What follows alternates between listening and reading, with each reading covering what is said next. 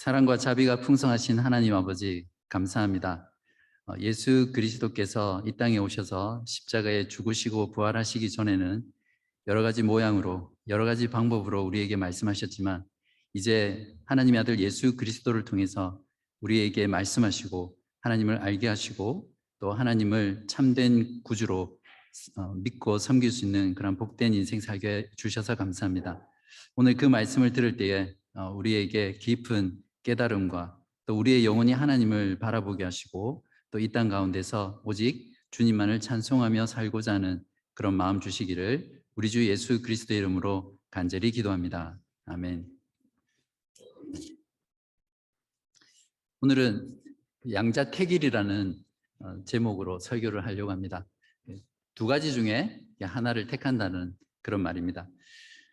저와 여러분은 예수 그리스도를 믿고 구원받은 이후에 바로 하나님이 계시는 천상에 가는 것이 아니라 이 땅 가운데 살아가죠. 그래서 세상으로부터 부름받아서 세상 안에 살고요. 또 세상 안으로 들어가서 복음을 증거하면서 사는 그런 자들입니다. 이걸 가리켜 신학적으로 두 나라 시민으로 살아간다 이렇게 말을 합니다. 그런데 외형적으로나 현실적으로 보면 세상 나라가 너무 크고 강하고 화려하죠. 그에 반해서 하나님의 나라는 눈을 씻고 봐도 잘 보이지 않습니다.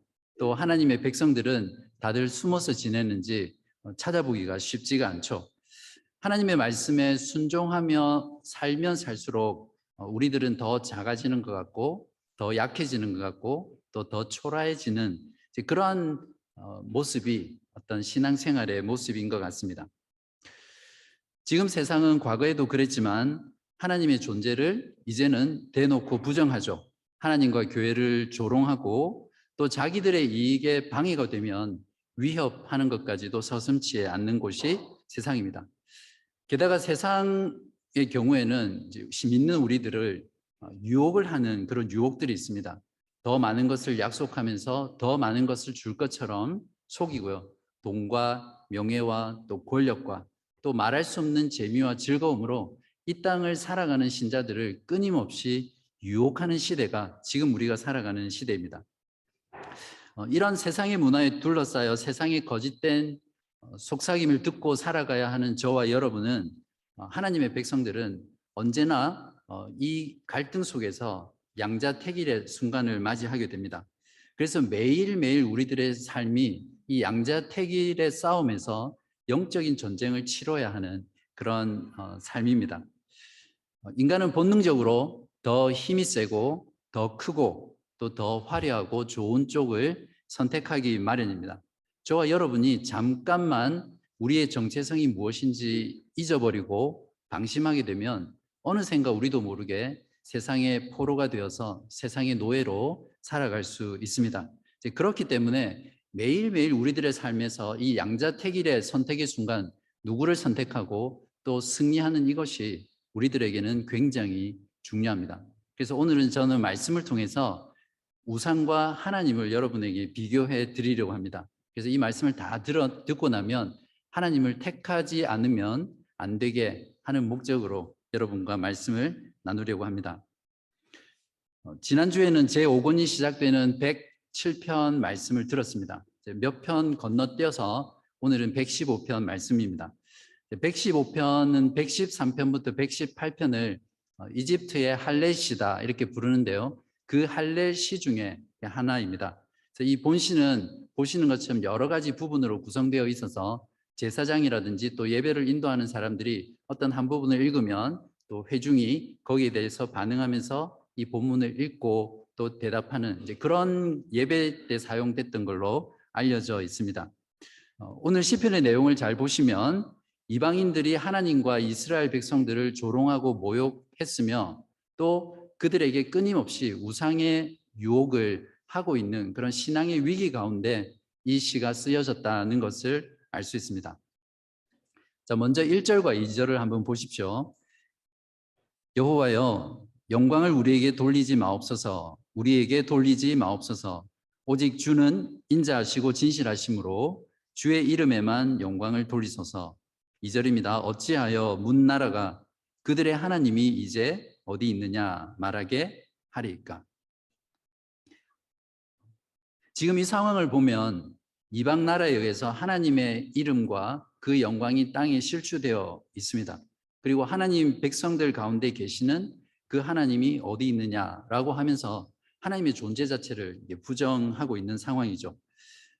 이 시편이 쓰여졌던 그 당대의 시대는 어떤 민족이나 국가 간의 전쟁을 각자 그들이 믿는 신들의 전쟁이라고 생각을 했습니다. 그래서 어떤 나라가 이기면 그 나라가 섬기고 믿는 그 신이 이긴 것으로 보는 거죠.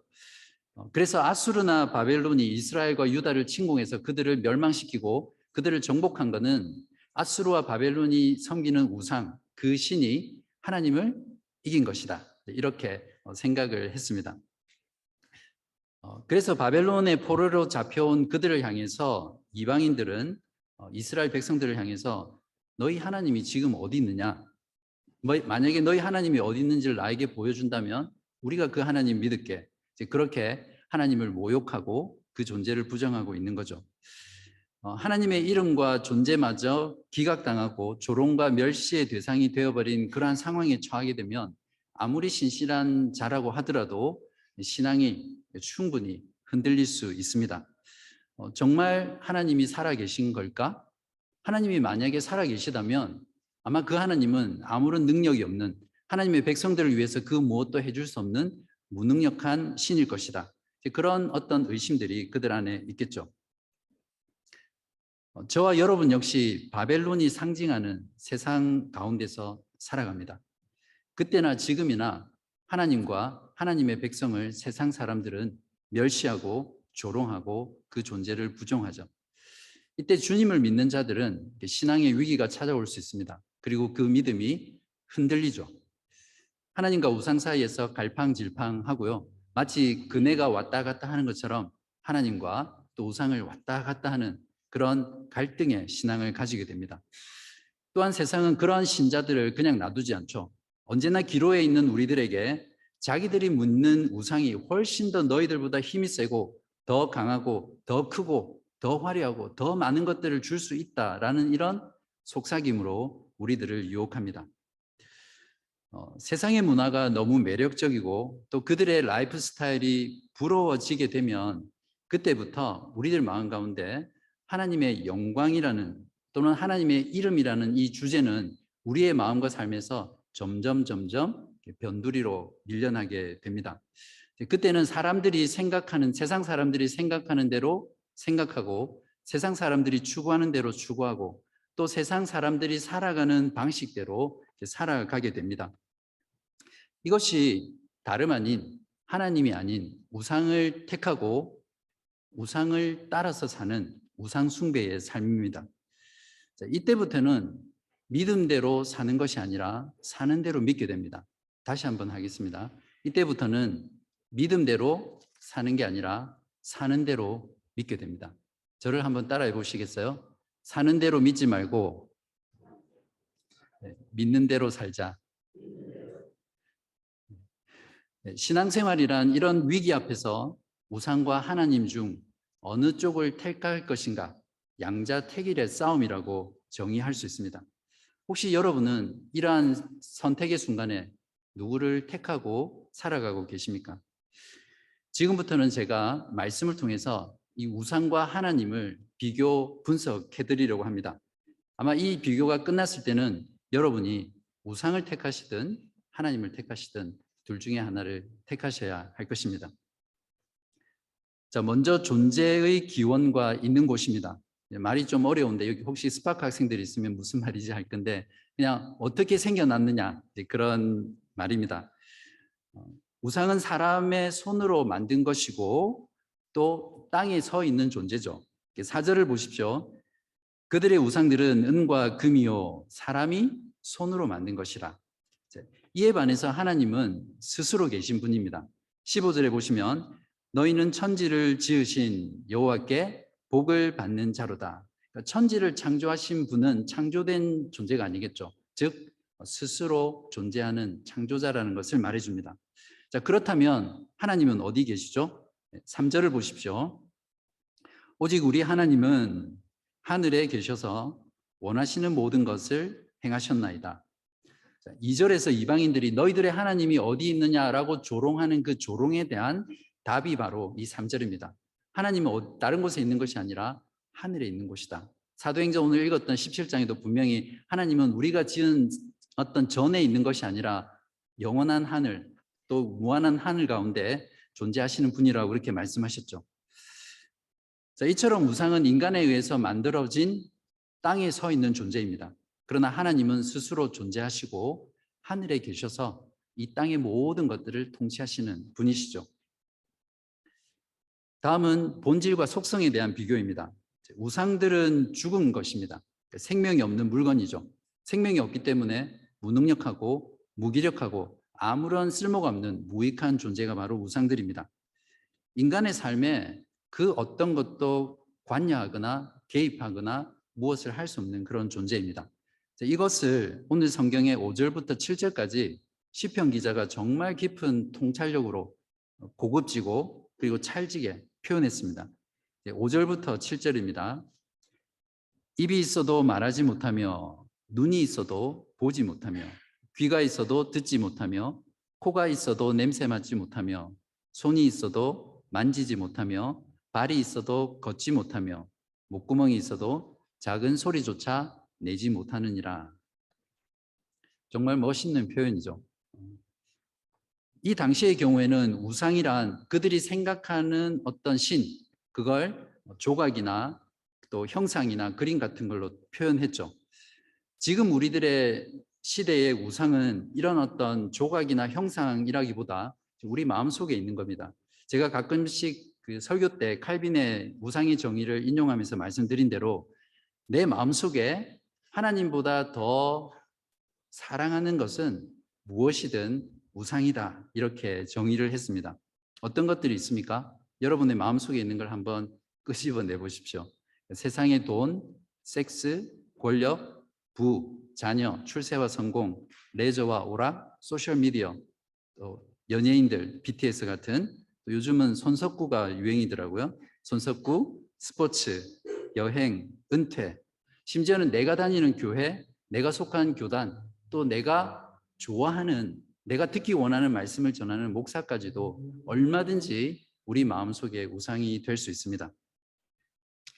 그러나 이 모든 우상들은 결국 인간이 만들어낸 인간의 어떤 창조물이고 또 그렇기 때문에 아무것도 할 수 없는 그런 무능력한 존재입니다. 이것이 우상의 본질이라는 것을 알아야 합니다. 여러분이 또 제가 이런 우상들을 의지하면 의지할수록 우리는 아무것도 할 수 없는 것들에 의지하는, 오히려 사람이 만들어서 그걸 섬기는 그런 어리석은 일들을 반복하는 일입니다. 자, 이에 반해서 하나님은 어떤 분이시죠? 3절 하반절에 보시면 하늘에 계셔서 원하시는 것은 무엇이든 하실 수 있는 전능하신 분입니다. 전능하신 하나님의 속성을 영어로 omnipotence 이렇게 부르죠. 하나님은 살아계셔서 인격적인 분이십니다. 성경은 하나님은 말씀하시는 분이시고 또 인생을 이렇게 지켜보시는 분이시고 우리가 하나님께 기도하고 부르짖을 때 들으시는 분입니다. 또는 후회하시기도 하고요, 진노하시기도 하고 사랑하시기도 하는 그런 철저하게 인격적인 분이 하나님이라고 성경은 말씀합니다. 자, 어떠세요? 여기까지만 들어도 우상과 하나님을 비교했을 때 비교가 불가능하죠. 여러분은 하나님과 우상 이 양자택일에서 어느 편을 선택하시겠습니까? 자, 지금부터는 자기를 의지하는 자들에게 우상이 또는 하나님이 무엇을 하실 수 있는지를 비교해 보겠습니다. 먼저 우상을 만들고 그것을 의지하는 자들에게 우상이 무엇을 할 수 있는지 보겠습니다. 8절을 보시면 우상을 만드는 자들과 그것을 의지하는 자들이 다 그와 같으리로다. 자, 여기서 다 그와 같아진다는 말은 어떻게 된다는 말이죠? 우상이 죽은 것처럼 죽은 존재가 된다는 거죠. 자, 여기서 죽음이란 어떤 육신의 죽음을 말하지 않습니다. 육신의 죽음은 믿는 자들도 다 겪어야 하는 일이거든요. 이 죽음이란 생명의 근원이신 그 하나님에게서 영원히 단절되는 것, 그것이 성경에서 말하는 죽음의 의미죠. 즉 하나님의 면전에서 쫓겨나는 겁니다. 그것을 지옥이라고 그렇게 부르고요. 오늘 보면 17절은 이곳을 어떻게 표현하냐면 죽은 자들이 내려가는 적막한 데라고 묘사하고 있습니다. 이 우상을 의지하는 자들에게 우상은 아무것도 할 수 없는, 오히려 하나님에 의해서 죽음만이 기다리고 있는 그런 현실이 펼쳐집니다. 하나님을 의지하는 자는 하나님을 닮아가지만 우상을 섬기는 자는 우상을 닮아갑니다. 왜 그러냐면 인간이란 존재는 자신이 섬기고 자신이 바라보고 또 자신이 의지하는 대상을 닮아가게 되어 있거든요. 만약 여러분이 돈이라는 우상을 섬겨 보십시오. 그러면 여러분의 얼굴에 이렇게 돈독이 생기면서 변하게 될 겁니다. 만약에 여러분이 음란이라는 우상을 섬기잖아요. 그러면 여러분의 얼굴이 왠지 모르게 음란하게 변해갈 것입니다. 여러분이 안락한 생활을 우상으로 섬기고 살면 여러분의 얼굴에 이 게으름이라는 것이 덕지덕지 붙어서 그렇게 변해갈 것입니다. 아닌 것 같죠?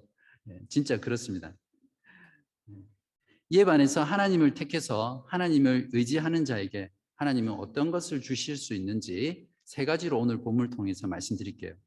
첫째는 하나님을 의지하는 자는 하나님이 그들의 도움이 되시고 그들의 방패가 되어주십니다. 9절부터 11절입니다. 이스라엘아 여호와를 의지하라. 그는 너희의 도움이시오 너희의 방패시로다. 아론의 집이여 여호와를 의지하라. 그는 너희의 도움이시오 너희의 방패시로다.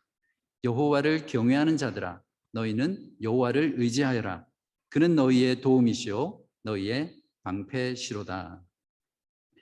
여기서 여호와를 의지하라는 명령을 받은 대상은 누구입니까? 이스라엘과 아론의 집과 여호와를 경외하는 자입니다. 지금 우리들에게는 예수 그리스도를 믿는 모든 성도들을 말을 하죠. 세상이 아무리 강하고 크고 또 좋아 보여도 우상을 택하고 또 우상을 의지하는 그 길은 죽음의 길이고 또한 멸망하는 길입니다. 하나님을 의지하는 자들의 도움과 방패가 되시는 그 하나님을 택하시는 여러분 되시길 바랍니다. 바로 그 길이 살 길이고 또 그 길이 생명의 길입니다. 두 번째로 하나님은 자신을 의지하는 자들에게 복을 주십니다. 12절부터 15절까지인데요. 여호와께서 우리를 생각하사 복을 주시되 이스라엘 집에도 복을 주시고 아론의 집에도 복을 주시며 높은 사람이나 낮은 사람을 막론하고 여호와를 경외하는 자들에게 복을 주시리로다. 자, 이 복은 어떤 복이죠? 14절에서 16절을 보십시오. 여호와께서 너희를 곧 너희와 너희 자손을 더욱 번창하게 하시기를 원하노라. 너희는 천지를 지으신 여호와께 복을 받는 자로다. 하늘은 여호와의 하늘이라도 땅은 사람에게 주셨도다. 요약하면 많은 자손과 땅이 복의 내용입니다. 자, 하나님은 천지를 창조하시고 인간을 창조하신 뒤에 그 인간에게 복을 주시면서 어떻게 명령하셨습니까? 창세기 1장 28절을 보면 생육하고 번성하고 땅에 충만하라 그렇게 말했습니다. 자, 이 복을 최초의 인류였던 아담은 하나님께 불순종하면서 잃어버렸죠. 그래서 하나님은 그 아담의 불순종으로 인해서 잃어버린 이 복을 다시 우리들에게 인류에게 주기 위해서 아브라함을 택하십니다. 그리고 다윗을 택하죠. 그리고 그 복은 나중에 예수 그리스도에게서 충만하게 드러나고 또 이루어졌습니다. 성경은 말하기를 예수 그리스도 그분은 복 그 자체라고 말씀하거든요. 그러므로 예수 그리스도 안에는 하나님이 주시려고 했던 그 창조의 본래 목적, 또 하나님이 주시고자 모든 역사 가운데 지금까지 일해오셨던 그 모든 복이 예수 그리스도 안에 있습니다. 즉 하나님의 백성, 또 하나님의 나라, 또 하나님이 그 그리스도 안에 다 있습니다. 그렇기 때문에 예수 그리스도를 주님으로 영접한 자는 예수 그리스도와 하나가 되죠. 그래서 예수 그리스도 안에 거한다, 또 예수 그리스도는 우리 안에 거한다 이렇게 말을 합니다. 이걸 신학적으로 그리스도와의 연합이다 그렇게 부르고요. 영어로는 Union with Christ 이렇게 부릅니다. 그렇기 때문에 우리는 믿음으로 예수 그리스도 안에서 하나님께서 우리에게 주시고자 했던 그 모든 복을 그분 안에서 누리는 자가 되었습니다. 에베소서 1장 3절에서 사도 바울은 이 사실을 분명하게 진술합니다. 찬송하리로다 하나님 곧 우리 주 예수 그리스도의 아버지께서 그리스도 안에서 하늘에 속한 모든 신령한 복을 우리에게 주시되, 그러니까 이미 우리에게 주셨고 또 지금 주고 계시며 또 앞으로도 영원히 주실 것이라는 그런 뜻입니다. 이 복은 궁극적으로 예수 그리스도께서 다시 오실 때 셀 수 없는 수많은 주님의 백성들이 새하늘과 또 새 땅에서 하나님과 예수 그리스도를 찬송하면서 영원토록 그분의 임재 가운데 살아가는 것으로 완성되죠. 자, 이 복을 하나님께서는 하나님 자신을 의지하는 자들에게 주신다라고 말씀합니다. 자, 마지막 세 번째로 하나님을 의지하는 자는 하나님께서 그들로 하여금 하나님을 지금부터 또 영원까지 찬양하는 존재로 살아가게 하십니다. 18절입니다. 우리는 이제부터 영원까지 여호와를 송축하리로다. 할렐루야. 그러나 우상을 의지하는 자는 결코 하나님을 찬양할 수 없습니다. 17절을 보시면 죽은 자들은 여호와를 찬양하지 못하나니 적막한 데로 내려가는 자들은 아무도 찬양하지 못하리로다. 그렇기 때문에 찬양이라는 것은 하나님을 의지하는 자의 것입니다. 바로 저와 여러분의 것이죠. 자, 여기까지는 우상과 하나님을 의지하는 자들에게 각각 우상과 하나님이 무엇을 해 줄 수 있는지를 비교해 보았습니다. 우상을 택하고 우상을 의지하는 자는 죽은 우상처럼 영원한 죽음과 또 영원한 단절을 맞이하게 되지만, 하나님을 택하고 하나님을 의지하는 자는 하나님께서 그들의 도움과 방패가 되시고 그들에게 복을 주시고요, 또 그들을 지금부터 영원까지 찬송하며 살아가게 만들어 주십니다. 정말 비교 불가죠. 여러분은 이래도 우상을 섬기기를 택하겠습니까? 아니면 하나님을 택하시겠습니까? 세상은 한 번도 변한 적이 없습니다. 어제나 오늘이나 내일도 세상은 하나님의 이름과 하나님의 교회와 하나님의 백성들을 조롱하고 모욕을 주며 또 하나님의 존재를 부정할 것입니다. 그 가운데 세상의 그 매력적인 문화로 끊임없이 우리들을 그들에게 오라고, 그들을 의지하고 그들을 섬기라고 우리들을 부르고 있습니다. 오늘 시편은 이러한 세상을 살아가는 우리들에게 이 양자택일의 삶에서 오직 하나님 그분만을 선택하고 그분만을 의지하고 그분만을 경배하고 그분만을 찬양할 것을 우리들에게 촉구하고 있는 그런 시입니다. 십자가에 매달리신 예수님에게 세상 사람들은 너의 하나님이 어디 있느냐? 네가 만약에 하나님의 아들이라면 십자가에서 내려와 봐라. 그러면 우리가 믿어줄게. 그렇게 예수 그리스도를 조롱했죠. 하나님이 정말 원하신다면 너를 구원하실 것 아니냐? 그러나 예수 그리스도께서는 그들의 말에 유혹되지 않으셨고 또 결코 그들에게 의지하지 않으셨습니다. 예수님은 마지막 숨을 내쉬면서 아버지, 내 영혼을 아버지 손에 부탁하나이다. 이렇게 하시면서 그 마지막 순간까지도 하나님을 철저하게 의지하고 자신의 모든 것을 하나님께 맡기셨습니다. 살아계시고 하늘에 계시며 전능하신 하나님은 하나님만을 의지하는 참 이스라엘 되신 예수 그리스도, 그분에게 진정한 도움과 방패가 되셨고 또 예수 그리스도를 죽은 자 가운데서 다시 살리심으로 말미암아 그분을 믿는 모든 사람들에게 예수 그리스도가 복의 근원이 되게 하셨습니다. 우리는 이렇게 놀라운 구원, 이 위대한 일을 우리가 깨닫고 알고 바라볼 때마다 하나님을 의지하고 또 하나님을 찬양하지 않을 수 없을 것입니다. 성경은 이 땅에서 살아가는 성도의 정체성을 나그네와 거류민이라고 규정합니다. 사도 베드로는 베드로전서 2장 11절에서 사랑하는 자들아 거류민과 나그네 같은 너희를 권하노니라고 표현했습니다. 여기서 거류민이란 임시 체류자를 말합니다. 여기 호주의 단기 비자로 잠깐 머물고 있는 그런 상태라는 것을 말하는 거죠. 나그네라는 이 단어는 원어를 번역할 때 ESV 성경의 경우에는 exile로 번역을 했거든요. 즉 망명자, 유배자라는 그런 단어입니다. 그러니까 지금 세상에서 살아가는 성도의 삶은 망명자의 삶, 유배자의 삶이라는 거죠. 돌아갈 하나님의 나라, 돌아갈 우리의 집이 있다는 겁니다. 이곳에서 마치 단기 비자처럼 임시로 체류하고 거류하는 이 나라의 시민이지만 하나님 나라의 시민이라는 것을 우리들에게 말해줍니다. 자, 우리는 이러한 우리들의 정체성을 잊지 말고 매일매일 양자택일의 싸움에서 승리하는 그런 저와 여러분이 되시기를 간절히 바랍니다.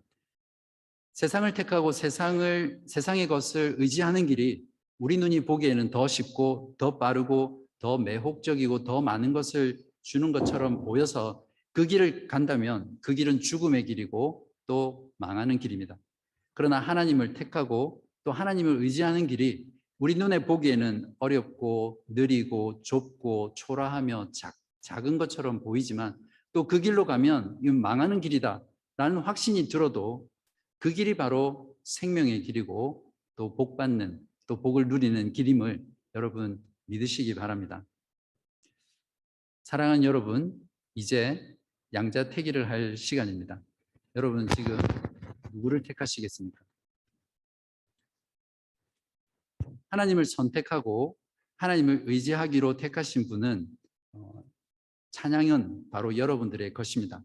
그래서 지금 이 시간 마지막으로 저와 함께 정말 여러분이 하나님을 의지하기로 선택하셨다면 시편 115편 18절을 함께 읽으면서 찬양하기를 원합니다. 주보에도 있습니다. 두 번 같이 찬양하겠습니다. 시작. 우리는 이제부터 영원까지 여호와를 송축하리로다. 할렐루야. 한 번 더요. 우리는 이제부터 영원까지 여호와를 송축하리로다. 할렐루야. 기도하시겠습니다. 살아계시며 또 하늘에 계셔서 모든 만물을 주관하고 다스리며 모든 것을 하실 수 있는 전능하신 하나님을 찬송하고 또 그 하나님께 영광을 올려드립니다.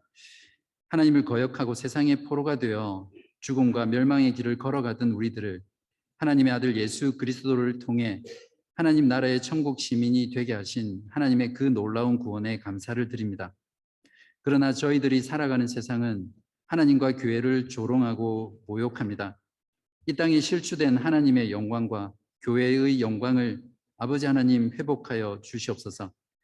세상 가운데 살며 세상에 강하고 크고 화려함에 매혹되어서 하나님을 택하지 못하고 세상을 택하며 하나님을 의지하지 아니하고 세상을 의지하며 살았던 우리들의 모습을 용서하여 주옵소서. 매일의 양자택일의 순간 늘 하나님만을 의지하고 예배하며 찬양하는 저희 모두 되게 하시옵소서.